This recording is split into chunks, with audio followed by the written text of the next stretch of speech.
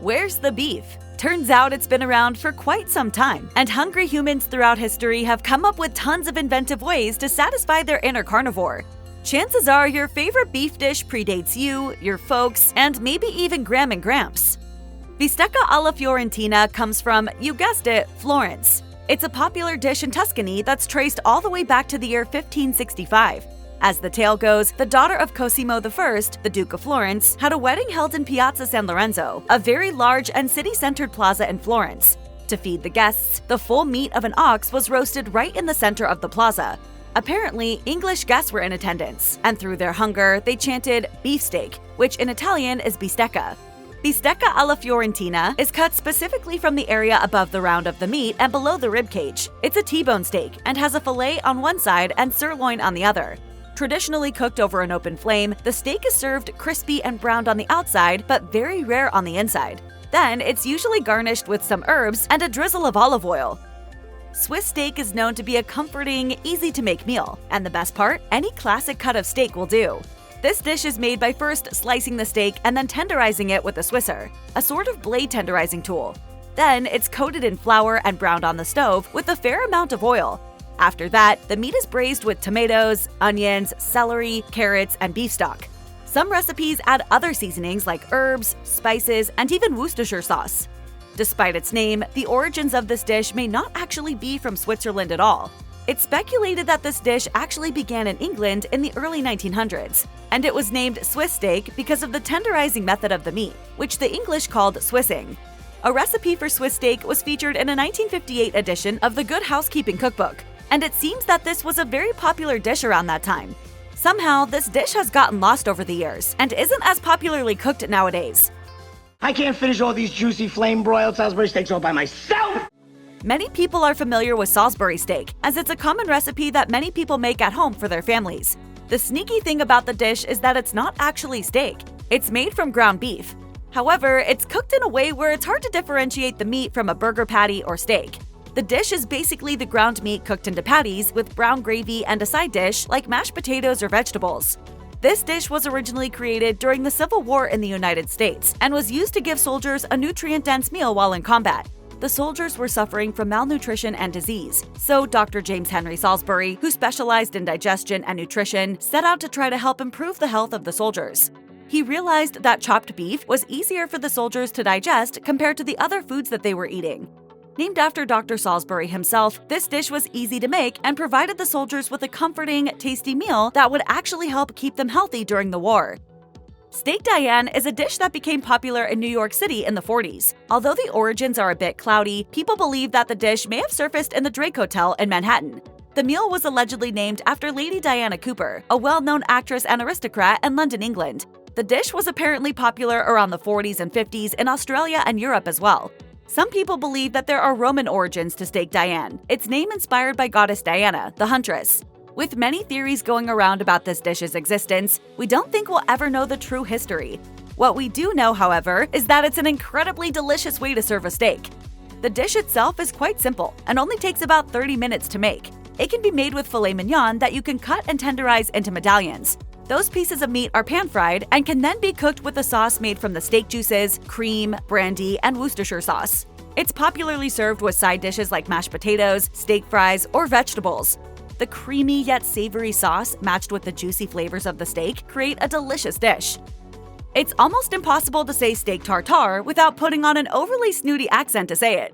This dish has always been more of a delicacy and is commonly served in French restaurants or expensive steakhouses. Steak tartare is made with raw steak, egg yolk, mustard, herbs, and spices. Many people get turned off at the thought of eating both raw steak and raw egg yolk, but when you taste it, it's a whole different story. That said, it still might be a bit of an acquired taste.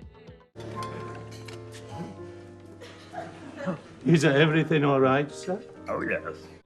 Steak tartare has a rich history, and early versions of this dish were actually eaten by nomadic Tatars in Central Asia. In about the 17th and 18th century, the consumption of raw meat was brought over to Europe, and the name tartare is most likely derived from the Tatars. The version of this dish that we know and love today was created by the French and was refined with the raw egg and other flavorful ingredients in the late 19th and early 20th century. Today, almost every French restaurant that you go to will offer this dish. You will most likely see it served as an appetizer, but be prepared that this isn't a cheap one. Steak tartare is sold from anywhere between $25 to $35 on average. If you've never tried it, definitely save up your extra dollars and splurge for the appetizer at your next visit to a steakhouse or French bistro. If you're a fan of Chinese takeout, you've probably had beef and broccoli. What you may not know, however, is that this dish is commonly made with flank steak. This stir-fried dish features a brown sauce that is made with a mixture of soy sauce, oyster sauce, stock, sugar, and other ingredients. It's then fried together with the steak, broccoli, onions, garlic, and ginger. Although this dish is widely connected to Chinese cuisine, it's actually not a dish that comes from China itself. When large numbers of immigrants from China arrived in San Francisco in the 1800s, they made unique dishes with the food that America had to offer. At the time, the overabundance of American beef and the excitement over a new vegetable called broccoli, which was brought over by Italian immigrants, inspired them to create the famous beef and broccoli that we know today. People may say that dishes like beef and broccoli from Chinese takeout aren't authentic. However, these dishes have still been around for hundreds of years and were created by first-generation Chinese Americans. The story of Chinese American cuisine is one of the most extraordinary ones of hardship, adaptation, and entrepreneurship.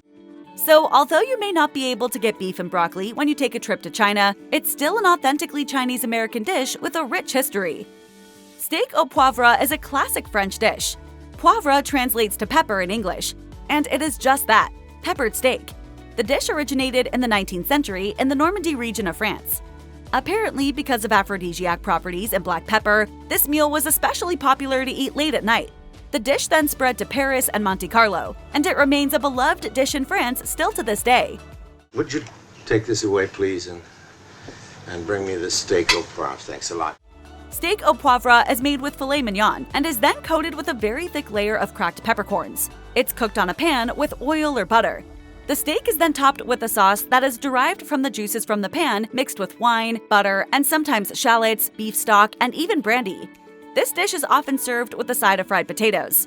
Julia Child explored French cuisine in her book Mastering the Art of French Cooking, which she first published in 1961. She highlights steak au poivre in the cookbook, sharing, "Steak au poivre can be very good when it is not so buried in pepper and doused with flaming brandy that the flavor of the meat is utterly disguised." Continuing with French classics, we have steak frites. This is one of the most basic steak dishes that you can get, and it's a popular choice amongst American steakhouses and French restaurants in both America and Europe. Steak frites can be made with a variety of types of steaks, usually depending on region, and can be anything from ribeye, rump, flank steak, porterhouse, or other varieties of high-quality meat. The meat is usually seasoned with salt, pepper, and herbs.